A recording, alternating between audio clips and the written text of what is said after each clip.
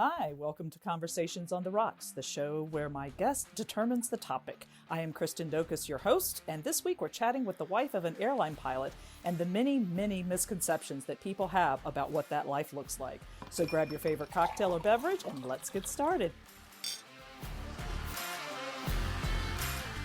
Hi, this is Kristen, and you're listening to Conversations on the Rocks, the podcast that lets our guest lead the discussion. And today I've got my good friend Stacy on, and Stacy and I are going to talk about what it's really like to be the wife of an airline pilot. Hi, Stacy. Hi, Kristen. How are you? I'm as good as anybody can be these days. Right? Yeah. I'm going to try not to have too many of these episodes too focused on the virus. Actually, they're not going to be focused on it at all, but considering that is the overwhelming existence of all of our lives, I'm sure it will That's the pop common up. denominator, right? Yeah. Sadly, who knew that a virus would be the glue that binds us all together? So we're going to talk today. You are the wife of a pilot. I How am. long have you been the wife of a pilot? That almost sounds like a Jimmy Buffett song, doesn't it? Well, as a matter of fact, I think Jimmy is. I call him Jimmy, like I know him. I think he is. Isn't he a pilot? I think he has his private pilot's license. But anyway, what's the song? Son of a pirate. So this is kind of the same thing. It's wife of a pilot. Yeah. Or son of a sailor, but yeah. Son of a sailor, that's it. Well, yeah. So as a matter of fact, I will be a pilot's wife for 21 years on April 24th. Wow. So 21 years. Yeah. And what's changed from back in the, how did, the two of you embark into this? How was it at the very beginning? Because our world was very different, obviously, 21 years ago. It was very different. So when we first met, he was not with what they call mainline airlines, like the big name airlines that today. He was flying charters to the Bahamas. So we sort of lived that. We were little people in a big pond, and we knew lots of people with money. So we got to island hop a little bit back in the day. And so that was kind of fun. But we knew that we couldn't live on that salary forever because it's not that much. And of course, it was my husband's dream to be with an airline. So we started out, he got on with a commuter. It's called a commuter. It's when you fly the smaller airplanes when you're going from short hops. Those are actually, he was with a wholly owned subsidiary of a larger airline for about 5 years or so. And it was good. We didn't have kids, and he moved up. Everything in the airlines is done by seniority. So he moved up pretty quick in seniority. So he ended up getting pretty decent schedules. He moved into the captain's seat after a couple of years. And so life was good. And then 9/11 hit. How was that?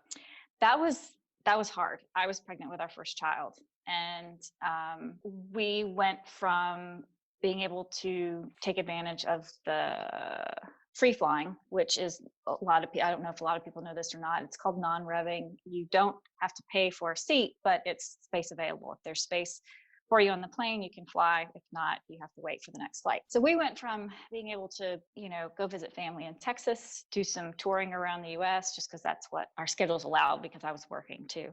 We went from that to having a baby post 9/11. And instead of just flying for free down to Texas to see my in-laws, we would have to buy a ticket because all the flights were oversold. They just changed the dynamic of the industry. It was really stressful. And then the furloughs came, and stop me if you have questions. So did the furloughs come after 9/11? Yeah, because what happened, the airline, the industry struggles. And I'm trying to nutshell it for you. So we moved from Eastern North Carolina to around the Charlotte area. And he got on with a smaller, bigger charter company at the time. It was based out of Chicago, Midway. So we commuted from Charlotte to Chicago there. And when you start over with an airline, you start completely over with your salary. Really? Absolutely. Yeah. So he was not pulling in a whole lot because he had to build up seniority. And as you build up seniority, then you get your salary increased and all that stuff. And we also had one child who was in speech therapy and occupational therapy. And that took a lot of our time and our money because insurance didn't pay for all of that. And had I gone back to work, what I do for a living, which was in mental health and developmental disabilities, it would not have made, we wouldn't have come out ahead. We would just be paying for childcare. So I was at home with 2 little ones, and he was gone a lot, sitting reserve. Those were tough days. Those were lean days, but he, when I say furlough, what happened, the charter company that he was with at the time, because of 9/11, went under. And so he was furloughed and was unemployed for a while, and then got on with yet another company, had to start over again, junior, and move his way back up. And then the company that he now flies for bought the company that he was working for. And fortunately, the two pilot groups merged, so he didn't lose salary there, and he didn't lose a whole lot of seniority. So that's helped. So now the weight is off, and those were lean and tough years, but it's good now. So what is the biggest misconception, or what is the question? Well, we can do both. What's the biggest misconception about being a pilot? Being a pilot or being a pilot wife? Both. Both. Okay. Probably that you make a lot of money easily, and that you can fly for free anywhere, anytime, and that it's easy to do. And it's not. So those are the two questions I've had comments to me say, well, your husband's a pilot, so you can afford A, B, and C. That's not always the case. I kind of have to bite my tongue or politely explain that that's not the case. And then people think, oh, well, you must travel all the time. Well, no, I have 2 kids in school. And even if not, so often flights are still, they're oversold. So getting on a flight can be kind of difficult, especially for 4, if we want to take all 4 of us. Right. I can imagine just one of you, it might be a different story. Are you able to fly without P? Yeah, okay. I can. So like if you decided, I need to go to, I don't know, Aruba and escape the crazy. Yeah. No, I could. But right now it's just not feasible. Just with the kids, I've got a senior in high school who we're trying to launch and a freshman in high school. So Aruba's out for right now. Yeah, I think, well, that plus, myriad of other reasons that it might be out. out. Exactly. Oh, yeah. I know you are in a couple of private Facebook groups of other pilot spouses. And in the past, you've just kind of shared some of the, I won't say crazy, but for lack of a better word, some of the crazy comments and frustrations that, especially, it sounds like it's the younger, newer spouses or wives. Right. I would think, I think it is. One of my biggest pet peeves, and I think this goes with any marriage, whether it's no matter what industry, but the thing that I really loathe to hear is, I didn't sign up for this. I didn't know that he was going to be gone this long. I didn't know that I was going to be stuck with the kids for weeks on end when he's sitting reserve in another city. And that drives me crazy, because that's obviously, it boils down to a relationship issue. But absolutely. But when you say, I didn't sign up for this, you did. And and that's something that I knew what I was signing up for. Has it always been easy? No. But that's what I signed up to do. Right. You knew going in. I knew going in. And that's almost the equivalent of a military spouse. When they get deployed and saying, what do you mean you're going to be gone for 6 months at a time? So at least as a pilot's wife, you've got it better than that, because usually it's just a couple of days a week. Let's talk a little bit about your day-to-day life, because I'm sure those are some challenges with the entire, but again, it's just adapting the schedule. But what's a typical week look like for you guys? A typical week for us and his particular company's schedule, he is gone for 3 days, home for 4. And those 3 days are typically, his schedule is done by month. So we know about a month ahead in advance what his schedule is going to look like. So for instance, I can't remember, say he's gone. Days have no meaning anymore. Right. I'm telling you. So say he's gone Tuesday, Wednesday, Thursday, and then he's home Friday, Saturday, Sunday, Monday. But one of those days may be a commuting day for him, because we don't live in base. He is based in Baltimore. So he will fly from a closer airport and report in Baltimore and start his trip from there. So he may be gone on that instead of home for, it just depends. But So with that being said, we do get into kind of a routine, but I think for me, I call them transition days. The days that he leaves and the days that he comes home can be kind of difficult because especially when the kids were smaller, we would get into our daily routine. Say by day 2, we're clicking along, we're doing our daily routine. And on day 3 or 4, when daddy comes home, that all gets kind of jumbled up again. And he's ready for, time with the family. And I'm ready to be like, dude, I'm done, or whatever.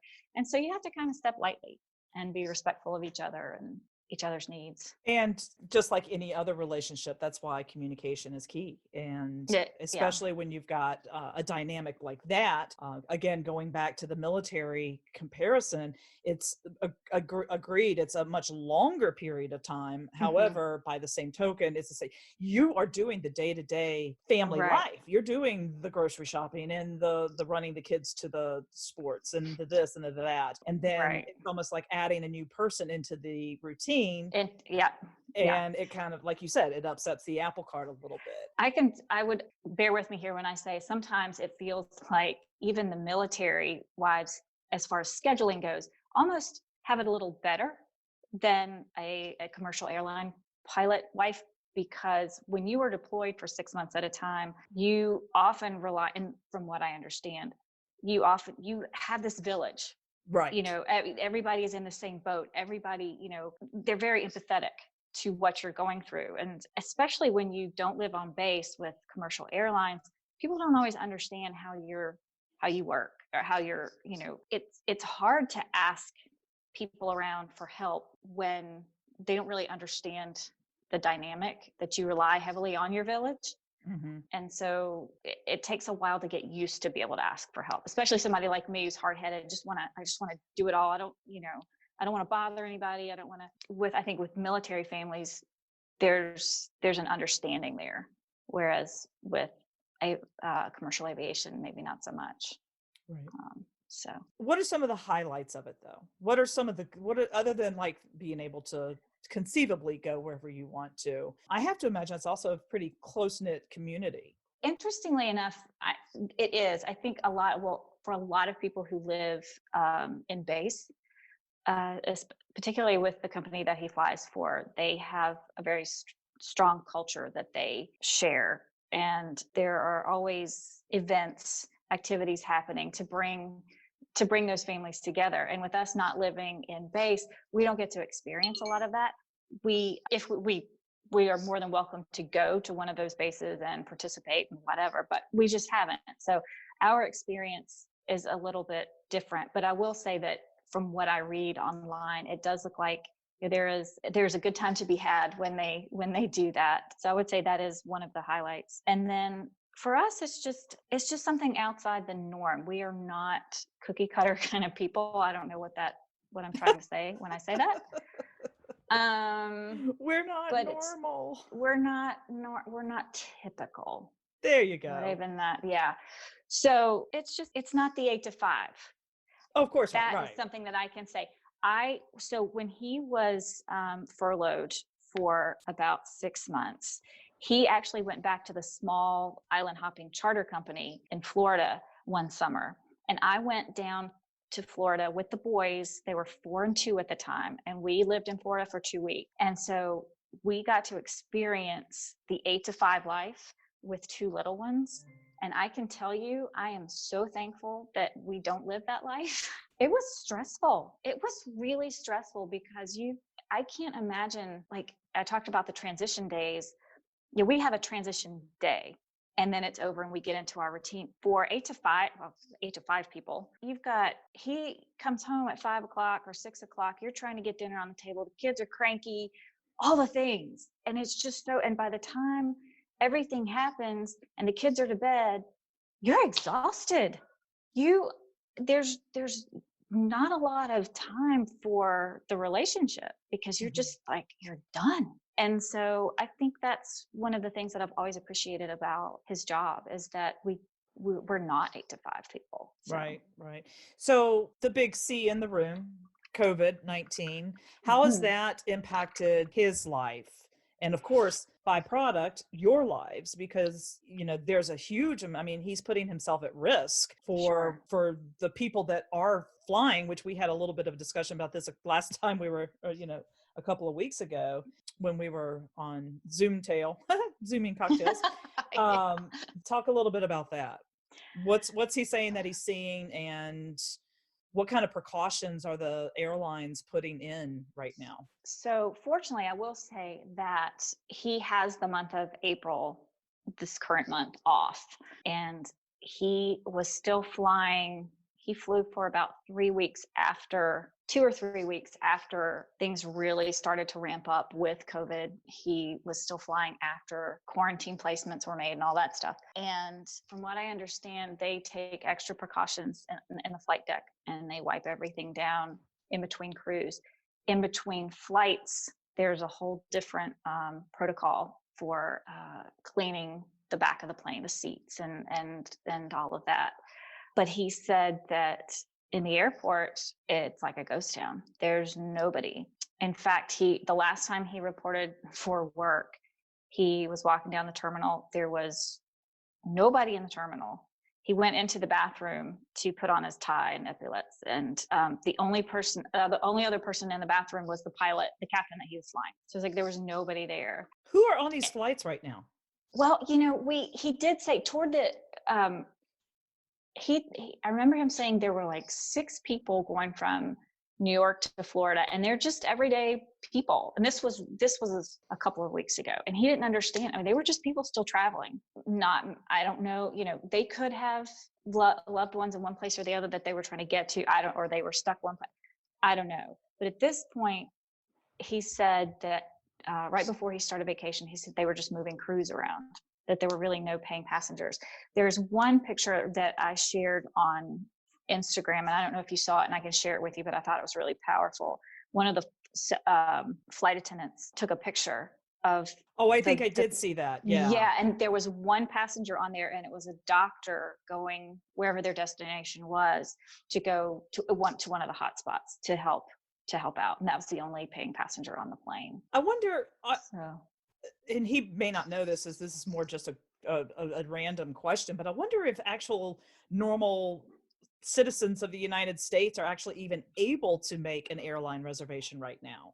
I wonder if the airlines are at a point where they're like, no. I don't know, because I get emails from another carrier for deals. So I'm sure I don't think that there have been any limitations placed. Now they do limit where they are flying to. They have done that. They have removed, for instance, like New York City. You're not getting into New York City right now. Right. Yeah. So you can still fly, but you can still fly. It's just that particular destination might not be available right now. Yeah. On a little bit more fun note, as we start winding down our fabulous little conversation, this is a conversation that we've had over beers, the three of us. Just so y'all know, I am their favorite third wheel. You're not a third wheel. I'm proud to be that third wheel. Okay. Y'all are my favorite married couple to go hang out with. Anyhow, so one of the conversations is, being the single person that I am, that we've had fun in the past, is the reputation of pilots. Okay. No. So go ahead. Obviously not our favorite pilot is included in this, but just the fact that pilots tend to be labeled as man whores. Okay, we're going there. Okay. Where did you think I was going? No. Yeah, a lot of people, they do tend to have that Top Gun. They think of that Top Gun mentality, Mr. Joe Cool, very into himself. And yeah, they're out there. There are. I've heard some stories from my husband. First of all, I think it takes a very different kind of person to be a pilot. It's a very different lifestyle. And I think with technology the way it is today, you're not going to find a girl in every port kind of scenario like you used to, because thanks to texting, I mean, I can tell you texting has kept our marriage intact, because you're able to have a conversation, much more easily than waiting till he gets to the hotel at night. Sure, absolutely. But there are still those guys and girls out there that are, they'll take advantage of the situation, and that's really unfortunate. But then you've also got it was called AIDS, aviation induced divorce syndrome, which I don't think you hear about it so much anymore, or at least Peyton hasn't talked about it that much, but it happens. And but I think for the most part, mostly what I hear, there are second marriages, there are third marriages that he's heard about, but it's not as swinging 70s as it used to be. Okay, well, that's good. Yeah. But they definitely do. Not that I'm actively on any dating apps and haven't been for a while, but they definitely pop up. I mean, you can almost, I'm sure. I mean, it's just, and there's something about the wordings that they use, and it's kind of funny. And then you look and see where they are, and 9 times out of 10, it's either one hub or the other hub, and and they're very proud of those types. Are very proud of their uniforms too. Yeah. They will not shy away from posing with their family in their uniform, or posing with whomever in their uniform. My husband is as soon as he gets in the car, he takes his epaulets and tie off. And then that's when I call him my security guard, because he looks like because when it's just the pilot shirt and the polyester pants, it's just like, dude, you could be the security guard at the local ABC store. Yeah, those guys tend to they'll sport their uniform proudly and just kind of puff their chest a little bit. No, thank you. Proud like a peacock. Proud like a peacock. I'll take my security guard any day. It's so any funny. Day. So what else? What else can you tell us about being the wife of a pilot? What? The last thing, well, one of the things too, it took me a while to get used to, is just doing things solo, like social things, not just being comfortable with being on my own and not worrying about, because you go to a social event, more so when you're younger too.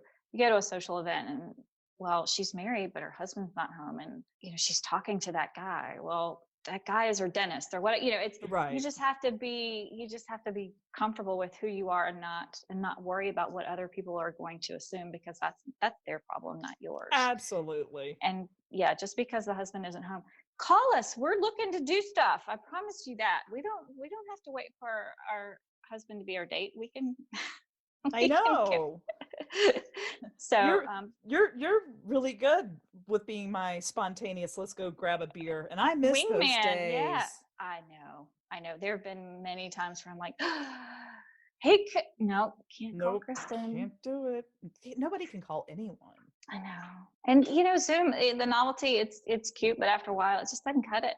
No, you just it doesn't. Don't get it's not the same. But we'll vibe. Get there. We'll get back there. Hopefully sooner rather than later. So, right. All right. Yeah. Stacy, the wife of a pilot, thank you for sharing your insight with everyone. Thank you for having me and listening to me ramble on. I'm happy to be here anytime. And that, my friends, is a wrap on this week's show. Thanks so much for listening. You can get all of the episodes at conversationsontheRocks.com. You can also follow me on Twitter, and that's at Kristen Daukas, KristenDaukas. Until next week, keep it real, and let's hear what your story is.